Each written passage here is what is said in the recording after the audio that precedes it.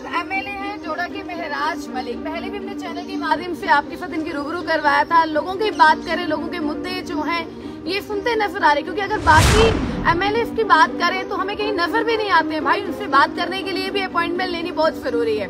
तो इनकी बात करें तो यूनिवर्सिटी की बात करें, जम्मू यूनिवर्सिटी में भी हमें ये देखने को मिलेंगे। अगर प्रेस क्लब की बात करें तो ये देखने को मिलेंगे, आम जनता के बीच में ये देखते हुए हमें मिलेंगे। और कहीं ना कहीं हमें भी देखते हुए लगता है कि वाकई में एमएलए हैं, क्योंकि बाकी एमएलए की बात करें वो तो हमें नजर भी नहीं आते। आम आदमी की बात करें तो वाकई में हमें लगता है कि ये भी एक एमएलए है जो ये आम जनता के बीच में घूम रहे हैं। फिलहाल अगर बात करें अभी इस समय मैं प्रेस क्लब के बीच में मौजूद हूँ, तो पहले तो आपका बहुत बहुत स्वागत है। तो मेरा पहला सवाल ये है कि बाकी एमएलए की बात करें तो उनको मिलने के लिए अपॉइंटमेंट लेना पड़ता है, तो उनको बात करने के लिए मिलना पड़ता है। आप आम आदमी की तरह, आम पार्टी के तो आप एमएलए हैं, मगर आम आदमी की तरह आप यहाँ देखिए, जो भी एमएलए हैं या मंत्री हैं उन्हें पहले एडवाइजर से सलाह लेनी पड़ती है कि ये मसला क्या है, मुद्दा क्या है। उन्हें समझाने के लिए थोड़ा वक्त चाहिए होता है, तो इसलिए भी वो मिलना नहीं चाहते हैं और बहुत सारे सवालों के जवाब उनके पास नहीं होते हैं जो आम आदमी के मसले होते हैं। महराज के पास हर बात का सवाल है। मैं जानता हूँ, ज़मीन से जुड़ा हुआ हूँ और उनका हल भी जानता हूँ। अब ये बात अलग है कि उस मुकाम पर नहीं हूँ तो नहीं कर सकता हूँ। बस जिस दिन उस मुकाम पर बैठ जाएंगे जहाँ से ये मसाइल की बात है, जब हमारे हाथ में होगा तो आवाम के बेहतर मुस्तक़बिल लिखने में। मेरा दूसरा सवाल कि जम्मू कश्मीर में बात करें नीली व्यवस्था बहुत बड़ा एक मुद्दा, तो उस पर आप क्या कहेंगे? देखिए, पूरी ताकत से लड़ेंगे। जब असेंबली का बजट का सेशन होगा तो पूरी ताकत से उन लोगों की बेहतरी के लिए, उनकी बेहतर पॉलिसी के लिए काम करवाएंगे और पूरी उम्मीद है करना चाहिए, क्योंकि मैंडेट लिया है। जम्मू कश्मीर में सरकार बनी है तो जम्मू कश्मीर के आवाम के हित में, चाहे एसपीओज की बात हो, कैजुअल लेबरर्स की बात, रिलैक्सेशन की बात करें, ये काफी बड़ा मुद्दा आपको पता है कि वो चल रहा है। देखिए, इसमें पहले ये बात तो पक्की होनी चाहिए, ये एलजी का मुद्दा, ये भाजपा का मुद्दा है। अगर सरकार को, एक सेकंड, वो लोग मिलने भी गए बीजेपी की सरकार की बात के साथ जो है एलजी साथ मिलने भी गए।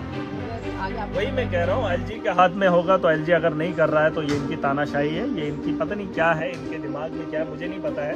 ये तो नौजवानों की नस्ल को ख़त्म करना चाहते हैं। इन्होंने एक नस्ल को बर्बाद करने में कोई कसर नहीं छोड़ी है। कोविड आया था, उसके अलावा जो 10 साल इन्होंने यहाँ पर गुजारे हैं और जो हालात इन्होंने पैदा किए हैं उसका अंदाज़ा आप नहीं लगा सकते हैं, क्योंकि नस्ल को जो है इन्होंने बर्बाद करने में कमी नहीं रखी है। अगर एलजी के हाथ में है तो जिम्मेदारी भाजपा की है। अगर सरकार के हाथ में है रिलैक्सेशन देना तो सरकार में, मुझे लगता है सरकार के हाथ में नहीं है। अगर सरकार के हाथ में है तो सरकार को नौजवानों के बारे में सोचना चाहिए, क्योंकि जम्मू कश्मीर का मुस्तकबिल यूथ के पास है और जिस यूथ के पास वक्त मांगा जा रहा है उसे वक्त मिलना चाहिए। अगर ये 60-60, 90-90 साल की उम्र में प्रधानमंत्री बन सकते हैं, एमएलए बन सकते हैं, मंत्रालय में बैठ सकते हैं, तो हमारे नौजवान को एज क्यों नहीं देंगे? 18 साल की एज रखिए, 18 साल में तो कभी ग्रेजुएट। अब किस तर्ज पे ये लोग कर रहे हैं पॉलिसी में कर रहे हैं। देखिए, ये बातें अब ये तो ऊपर से ही जब अंतर की जमात है तो माफिया है, तड़ी पा रहे हैं, पता नहीं क्या क्या है, तो उन लोगों के पास पॉलिसी क्या होगी और वो जो नीचे तर्ज चला रहे हैं उसमें दिक्कत आ रही है। मैं चाहता हूँ जम्मू के नौजवानों को खास करके इसमें बढ़ चढ़ कर हिस्सा लेना चाहिए। भाजपा को सबसे बड़ा मैंडेट जम्मू के नौजवानों ने दिया है, क्योंकि उनके रैलीज में नारे उन्होंने लगाए हैं, उनके झंडे उन्होंने थामे। तो आज सवाल करने का वक्त है। 5 साल ये दिखेंगे नहीं, लेकिन इन्होंने घरों से बाहर निकाल कर दिखाओ। इनके घर जब आपके घरों में आते थे, रात को आते थे, शराब पिलाते थे या पैसा फेंकते थे या आपको ललचाते थे, आज चले जाइए, एक ही घर है, एक ही घर के पास जाना है, डेरा लगा लो, उन्हें बाहर निकालो और उन्हें बताओ कि हमारे मसले का हल करो। चाहे नौजवानों की बात हो, राशन कार्ड की बात हो, रोजगार की बात हो, आज भाजपा को खड़ा करवाओ। आज तो सरकार में नहीं है, पहले मुश्किल होता था मुंह खोलना, क्योंकि एलजी का शासन था, उनकी सरकार थी तो बात नहीं कर पाते थे। आज अपोजिशन में है, सरकार के पास मुद्दे हैं। अगर सरकार नहीं कर रही है तो प्रोटेस्ट करो। आज क्यों नहीं प्रोटेस्ट करेंगे? इनकी कौन सी सरकार है? इनको पता है एलजी का शासन है, तो हम अगर बोलेंगे तो मोदी जी नाराज हो जाएंगे। तो यकीनन बात साफ है कि अगर यहाँ के लोगों के साथ इंसाफ नहीं हो रहा है तो भाजपा इसकी जिम्मेदार है। आम जनता के लिए क्या कहना चाहते हैं जो लोग आपको काफी ज्यादा, जम्मू की बात करें, जम्मू यूनिवर्सिटी में भी लोग आपको देख रहे हैं, तो प्रेस क्लब के आम लोगों की तरह आप आगे पीछे घूम रहे हैं, तो उनके लिए आप क्या कहना चाहेंगे? क्योंकि लोग काफी ज्यादा खुश हैं आपको देखकर कि हाँ कि जो महराज मलिक है एमएलए है, मगर लगता नहीं है। देखिए, एमएलए नहीं हूँ मैं, आम आदमी हूँ, सच में आम आदमी हूँ। आम आदमी का दर्द रखता हूँ, आम आदमी का मसाला देखना चाहता हूँ। ये कोई बड़ा पद नहीं है, छोटा पद नहीं, आज नहीं कल नहीं होंगे, ये उतना बड़ा वही मैं कह रहा हूँ बार बार, उन लोगों को भी घरों से बाहर निकलना चाहिए। आज तुम्हारे हाथ में है, तुम्हारे इक़्तिदार में है, तुम अगर कर सकते हो, अगर नहीं कर रहे हो तो सवाल उठेंगे आपके खिलाफ भी। आपको भी सड़क पर लाने में देर नहीं करेंगे। तो नौजवानों से उम्मीद करता हूँ कि अगर आप चाहते हो, मुझे मानते हो या देखते हो, मैं आपकी तरह हूँ, आम आदमी की आवाज़ को बुलंद करता हूँ। हमने एक संगठन बनाना है जिस जगह से हम अपना मुस्तकबिल खुद लिखेंगे और वही नौजवान आपके साथ खड़े आएंगे।